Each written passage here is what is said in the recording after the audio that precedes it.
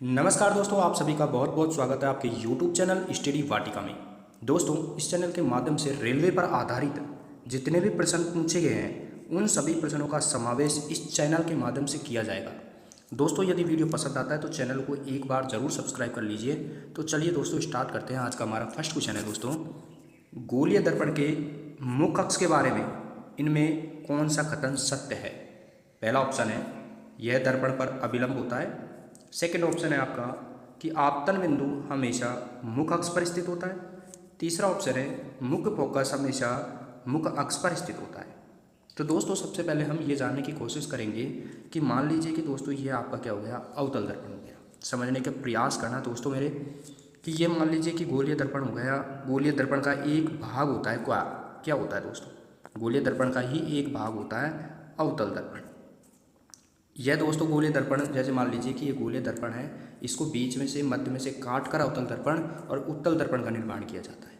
दोस्तों, पहला पॉइंट ये बोलता है कि यह दर्पण पर अभिलंब होता है कौन, मुख्य अक्ष।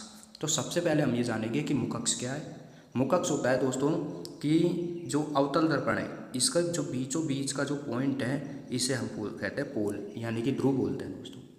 तो ध्रुव से जो सीधी एक रेखा खींची जाती है, मुख्य अक्ष से सीधी एक क्या खींची जाती है, रेखा खींची जाती है, जो प्रकाश किरण ध्रुव से जब गुजरती है तो उसे हम बोलते हैं दोस्तों मुख्य अक्ष। क्या बोलते हैं, मुख्य अक्ष बोलते हैं जब प्रकाश किरण ध्रुव से होकर गुजरती है तो उसे हम क्या बोलेंगे, मुख्य अक्ष बोलेंगे। दोस्तों, यहाँ पर ध्यान दीजिए कि यह दर्पण पर अभिलंब होता है। तो ध्यान दीजिए दोस्तों कि जब प्रकाश की किरण दर्पण पर गिरती है दोस्तों, तो जहाँ पर ये टकराती है तो उस टकराने के जो बिंदु होता है, यहाँ पर ये टकराई तो ये टकराने वाले बिंदु को क्या बोलते हैं दोस्तों, आपतन बिंदु बोलते हैं। क्या बोलते हैं, आपतन बिंदु बोलते हैं। तो जब ये टकराती है, यहाँ से प्रकाश की किरण सीधी जाएगी और यहाँ से टकरा कर वापस आएगी, तो इसके बीच में बनने वाला एंगल क्या होगा दोस्तों, 0 डिग्री होगा। तो ये क्या है दोस्तों, दर्पण पर क्या है, अभिलंब होता है। दूसरा है आपतन बिंदु हमेशा मुख्य अक्ष पर स्थित होता है।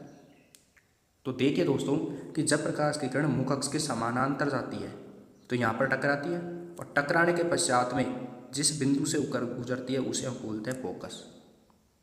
तो यहाँ पर भी आप देख सकते हैं कि यहाँ पर प्रकाश की किरण जाती है मुख्य अक्ष के समांतर और फोकस से होकर गुजरती है। तो यहाँ पर देखिए आपतन बिंदु अलग अलग बन रहा है, चारों स्थिति अलग अलग स्थितियों में आपतन बिंदु अलग अलग है। तो ये मुख्य अक्ष पर क्या नहीं है, स्थित नहीं है, तो इसलिए ये हमारा क्या होगा, गलत होगा। तीसरा पॉइंट है कि मुख्य फोकस हमेशा मुख्य अक्ष पर स्थित होता है। जी हाँ, कि देखिए जो मुख्य फोकस है ये हमेशा मुख्य अक्ष वाली लाइन पर ही स्थित होगा।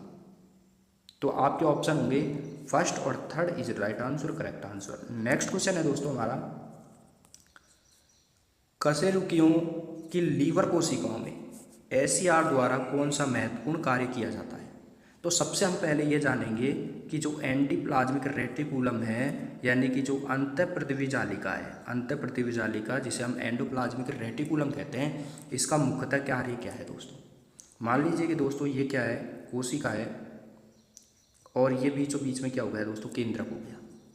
कोशिका के ये क्या है दोस्तों, कोशिका झिल्ली हो गई आपकी, ठीक है दोस्तों, और ये आपकी क्या हो गई, केंद्रक झिल्ली हो गई। तो केंद्रक झिल्ली और कोशिका झिल्ली के बीच में जो लिक्विड भरा होता है उसे हम बोलते हैं कोशिका द्रव। क्या बोलते हैं, कोशिका द्रव बोलते हैं। क्या बोलते हैं दोस्तों, कोशिका द्रव। और केंद्रक के बीच में जो लिक्विड भरा गया है इसे हम बोलते हैं केंद्रक द्रव। क्या बोलते हैं, केंद्रक द्रव।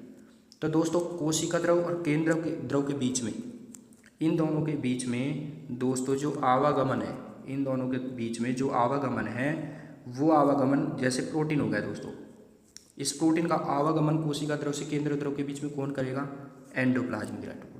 और मुख्यतः ही ये किसका करता है दोस्तों, प्रोटीन का करता है। अगर इन ईआर की बात करें तो ईआर दो प्रकार की होती हैं, एक होती है दोस्तों एसईआर और एक होती है दोस्तों आरईआर। एसईआर का काम क्या है दोस्तों, वसा का निर्माण करना, और आरईआर का क्या काम है दोस्तों, रफ एंडोप्लाज्मिक रेटिकुलम जिस पर क्या बिखरे होते हैं, राइबोसोम बिखरे हुए होते हैं, और इसका काम क्या है दोस्तों, प्रोटीन का निर्माण करना।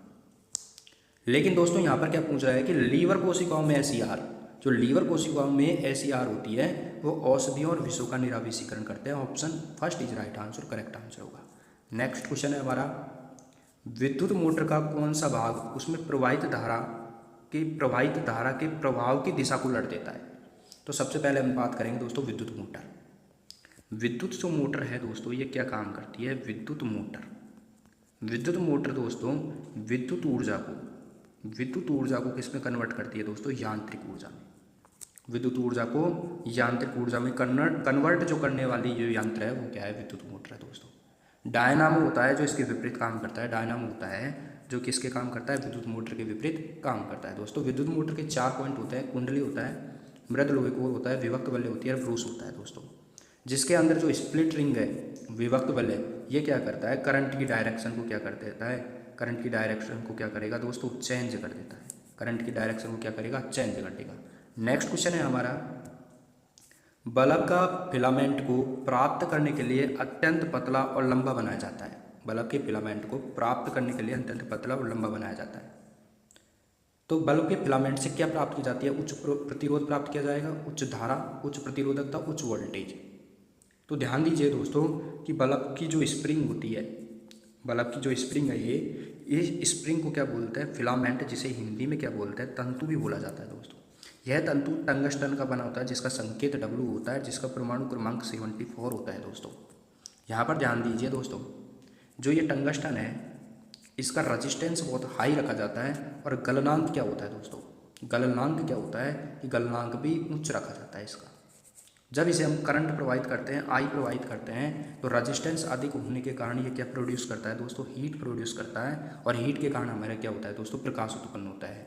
नेक्स्ट क्वेश्चन है दोस्तों हमारा, लास्ट क्वेश्चन है दोस्तों आज का, बहुत ही इंपॉर्टेंट और आपके लिए खास साबित होने वाला है। यदि आप चैनल पे नए हैं तो चैनल को जरूर सब्सक्राइब कर लीजिए। और आज का हमारा लास्ट और आखिरी प्रश्न है दोस्तों कि जब परमाणु क्रमांक खाली स्थान और नाभिक के आवेश खाली स्थान, तब नाभिक और संयोजी इलेक्ट्रॉन के बीच आकर्षण बल, इसलिए लिथियम से परमाणु त्रिज्या। इसको समझने का प्रयास कीजिएगा दोस्तों कि जो आवर्त सारणी होती है, आवर्त सारणी होती है जिसमें आवर्त होता है दोस्तों, यहाँ पर दीजिए ध्यान दीजिए दोस्तों कि जो ऊर्ध्वाधर रेखाएं होती हैं ये तो कहलाती हैं वर्ग, और जो दोस्तों क्षैतिज रेखाएं होती हैं वो क्या कहलाती हैं दोस्तों? आवर्त कहलाती हैं। बात समझ में आ गई दोस्तों? तो ये आवर्त की बात कर रहा है क्योंकि लिथियम से परमाणु तक, लिथियम से फ्लोरीन तक की बात कर रहा है दोस्तों। तो जब लिथियम से फ्लोरीन तक जाता है तो लिथियम का क्या होता है? परमाणु क्रमांक दोस्तों 3 होता है। फ्लोरीन का कितना होता है? 9 होता है दोस्तों। तो जब 3 से 9 की तरफ जा रहे हैं तो परमाणु क्रमांक बढ़ रहा है नहीं बढ़ रहा? बिल्कुल परमाणु क्रमांक बढ़ रहा है, बात सही है। तो नाभिकीय आवेश क्या होता है दोस्तों कि नाभिकीय आवेश होता है, जैसे मान लीजिए कि ये आपका परमाणु हो गया और ये बीचों बीच में जो प्रोटॉन होता है ये क्या करता है कि जो बाहर है जितने भी इलेक्ट्रॉन हैं उनको अपनी तरफ आकर्षित करता है दोस्तों। तो ध्यान दीजिए कि लिथियम से परमाणु तक जाते हैं तो ये कौन से आवर्त में है दोस्तों? सेकंड आवर्त में। कौन सा आवर्त? सेकंड आवर्त में है। तो जब लिथियम से परमाणु तक जाते हैं तो इसमें कक्षकों की संख्या 2 ही होगी।